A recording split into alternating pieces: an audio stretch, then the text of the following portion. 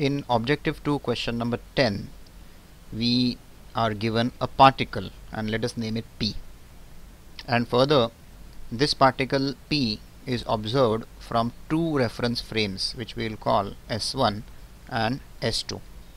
It has been mentioned that the acceleration of particle P with respect to reference frame S1 has a magnitude of 4 meters per second square, and this is also the magnitude of the acceleration of particle P as observed in the second reference frame S2. Now let's look at option A. Option A says that the frames must be at rest with respect to each other, and this particular statement can easily be disproved by considering the following example. Let us look at the situation from the viewpoint of this green frame. So I've drawn the x-axis here and the y-axis here, and this green frame is the ground frame. Consider the particle P to be over here, and let us imagine that the particle P is at rest in the ground frame. Now, since this observation is made in the ground frame, which is colored green, I'll just write this particular phrase in green to make it more clear. Now let me draw frame S1. So reference frame S1 is once again represented by an XY coordinate system. Actually it could be an XYZ coordinate system, it should be, but for simplicity I'll just show only the X and Y axis. And this reference frame which I've shown in red is the S1 frame.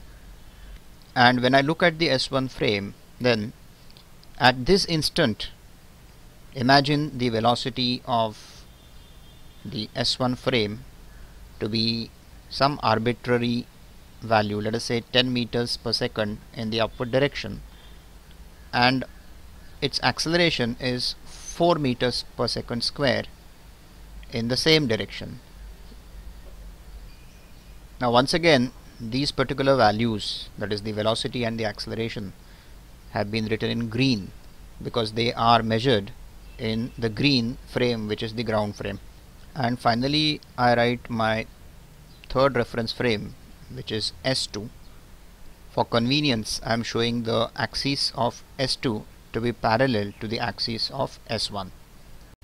Notice that the reference frame S2 has been drawn in blue to distinguish it from the other two reference frames. Let us assume that at this particular time instant the reference frame S2 is moving with respect to the ground in this direction, in the downward direction, and just assume that its current velocity is some arbitrary value, let us say 1 meter per second, and its acceleration is 4 meters per second square.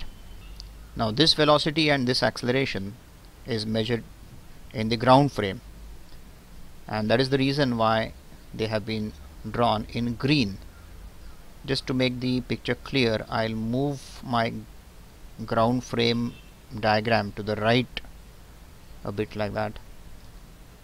Now let us see how P is moving in reference frame S1.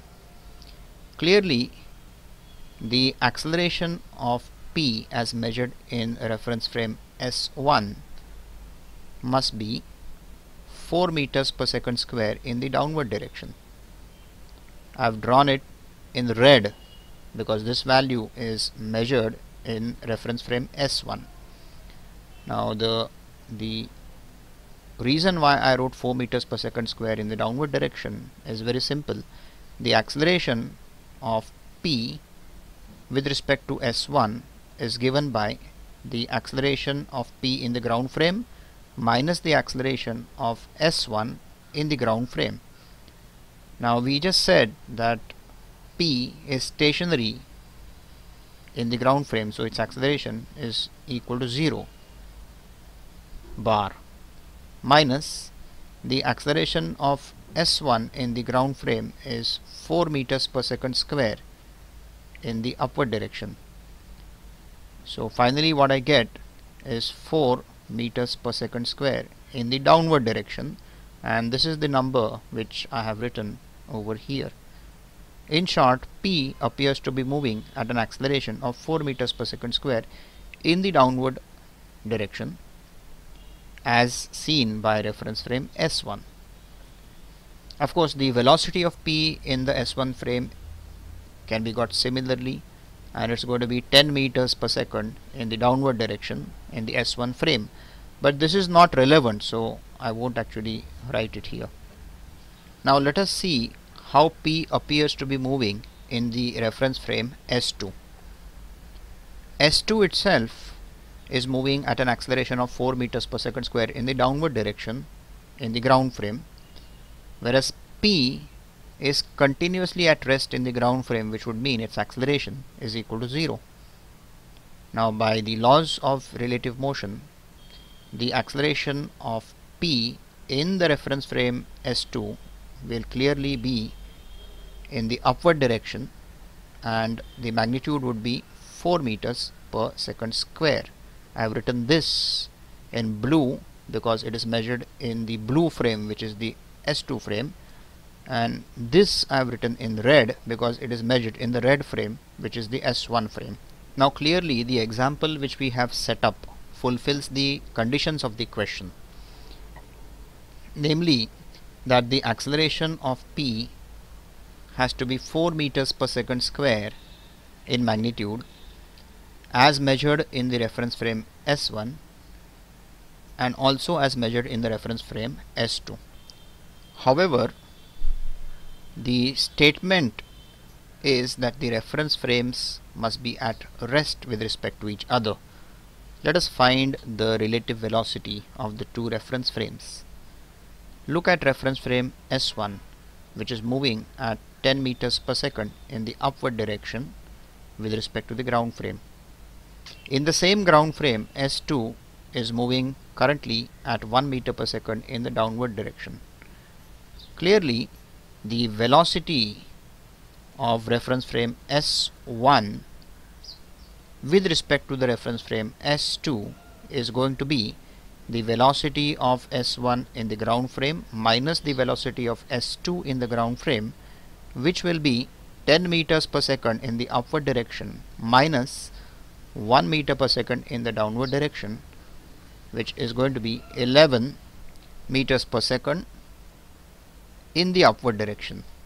So what we are saying is reference frame S1 appears to be moving at a velocity of 11 meters per second in the upward direction with respect to reference frame S2.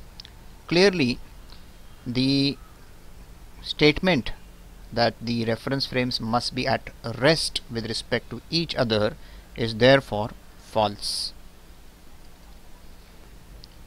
It is possible for us to generate an example where the reference frames are at rest with respect to each other. For example, let reference frame S1 be currently at rest, so it's moving at 0 meters per second with this acceleration 4 meters per second square in the upward direction, and let reference frame S2 also be currently at rest, so 0 meters per second but moving at this acceleration. So obviously at the time instant under consideration, the two reference frames are at rest with respect to each other.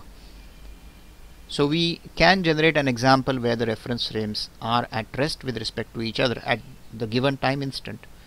But all we are saying is the statement that the reference frames must be at rest with respect to each other is false. Now let's look at option B, which says that the frames may be moving with respect to each other, but neither should be accelerated with respect to the other, which means that their relative acceleration must be 0 bar. Now in the example which we have generated, let us evaluate what is the acceleration of reference frame S1 with respect to reference frame S2.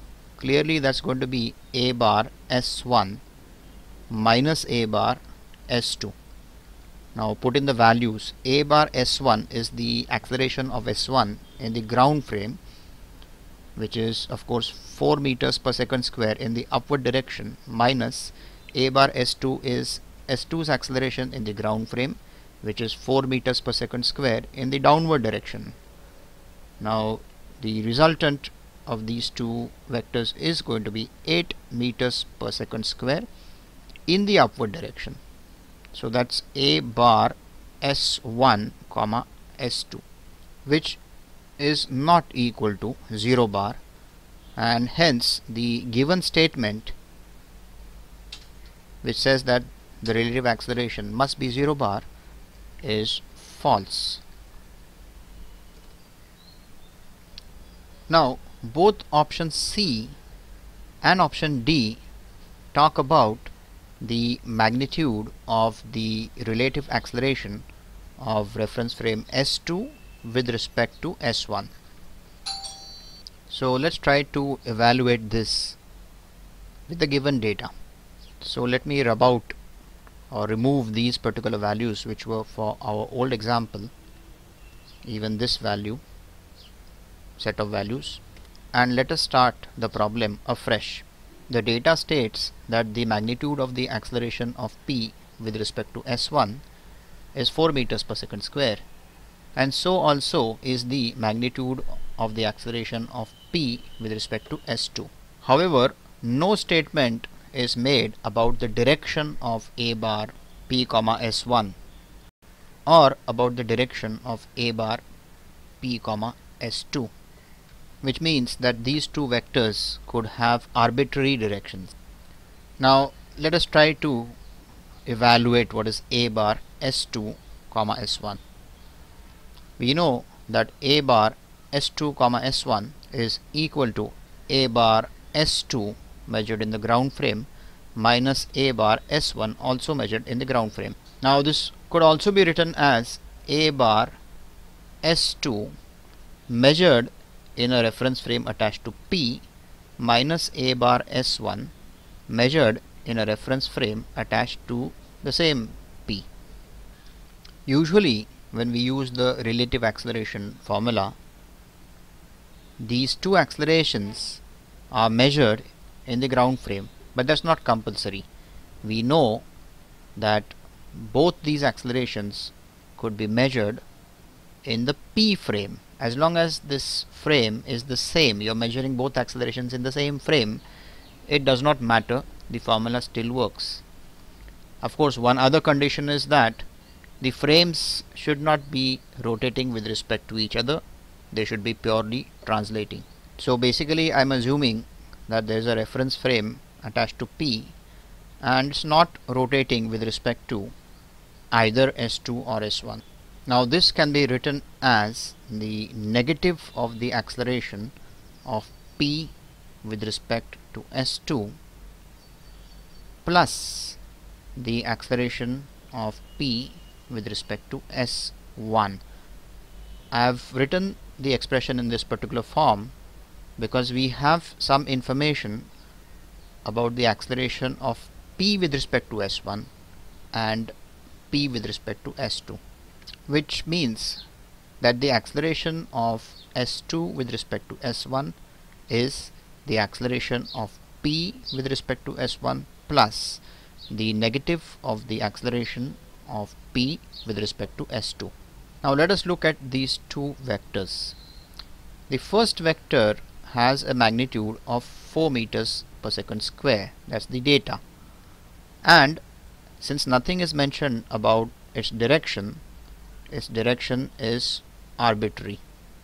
Likewise, the second vector, which is minus A bar P comma S2, has a magnitude of 4 meters per second square according to the given data, and it has an arbitrary direction. So let me just clear the screen. So I'll just remove this information, and we want to add these two vectors and find out something about A bar S2 comma S1. Of course we can add them using the triangle law, and I'll begin by drawing this particular vector, that is A bar P comma S1, which is of magnitude 4 meters per second square, but its direction is arbitrary. So just imagine that I choose an arbitrary direction like that, the length of this particular vector is supposed to be 4 meters per second square, the direction is arbitrarily chosen. So just below that I'll write the magnitude, which is 4 meters per second square. Now to this I am supposed to add the second vector, which is minus a bar p comma s2, which is once again a 4 meter per second square magnitude vector, but having an arbitrary direction. The direction of this vector has no relation with the direction of the first vector. Of course, according to the triangle law, I must begin the second vector at this point, and let me choose an arbitrary direction. Remember, the magnitude of this blue vector has to be the same as the magnitude of the red vector, so it will stop about there, and this is my second vector, which is once again of magnitude 4 meters per second square. Of course, their resultant, which will be the vector given on the left hand side, will be the vector which starts at this point and ends at this point. So I'll draw it. It's going to be this vector, that's a bar s2 comma s1, and we have to conclude something about the magnitude of this particular vector. Note that this 4 meter per second square vector, which is the second vector, which is minus a bar p comma s2, could have been shown in some other arbitrary direction. So for example, it could have started at this point and ended at this point. I must always start at this point if I want to apply the triangle law, or it could be like that, going straight ahead, or it could be like that, or like that. All these vectors, these blue vectors I am drawing, they represent the second vector, and all of them have the same magnitude of 4 meters per second square, which is also the magnitude of the first vector. So it could even go back like this, just over the first vector but in the opposite direction, and I'll draw a few vectors like that, and maybe one more like that. Now clearly the resultant of these two is going to be either this vector or this vector, or maybe this vector or this vector, or perhaps even the vector which starts at the leftmost point and goes to the rightmost point, this one, and so on.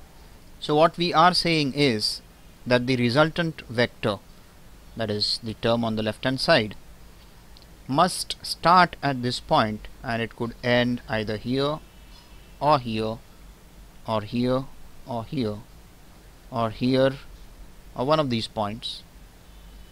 And if you look at it closely, you realize that the point where the vector must end, it lies on a circle whose center is this point and whose radius is 4 meters per second square, which would be a circle like that. The figure is not too accurate.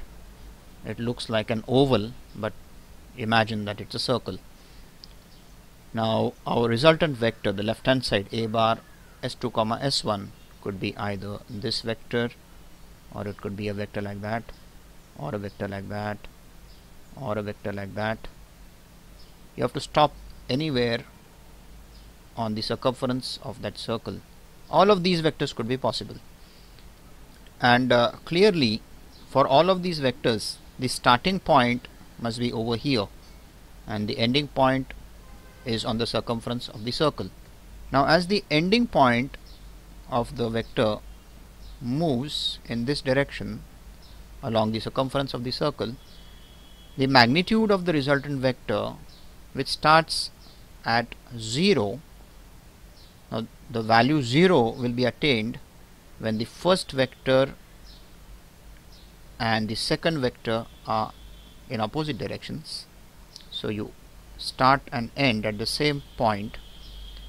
So you start at a magnitude of 0, and as the point moves in this direction, clearly the resultant vector increases in magnitude until finally it reaches a maximum magnitude when the point is over here, and that maximum magnitude is 8 meters per second square, and it will occur when the first vector and the second vector are pointing in the same direction.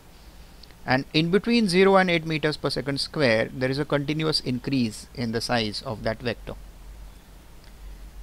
Now what happens on the other side? As the point moves in this direction, the magnitude of the resultant goes down continuously from 8 meters per second square up to 0. Now this tells us something about the magnitude of this particular vector. Clearly the magnitude could take any value from 0 to 8 meters per second square. It should be noted that if you started this particular diagram by drawing the first vector, this one, in some other direction, I'll draw it over here, maybe you drew it in this direction, you would still have got the same result, because the second vector has to now start at this point, and once again the ending point of the second vector will be on a circle of radius 4 meters per second square. The vector could be any one of these, and you still get a range of 0 to 8 meters per second square for the resultant. And this is exactly the statement given in option D, which says that the magnitude of the relative acceleration can be anything between 0 and 8 meters per second square, and so option D is true. Of course, the values of 0 and 8 meters per second square ought to be included in that statement, so maybe a more precise statement would be the acceleration of S2 with respect to S1 may be anything from 0 to 8 meters per second square.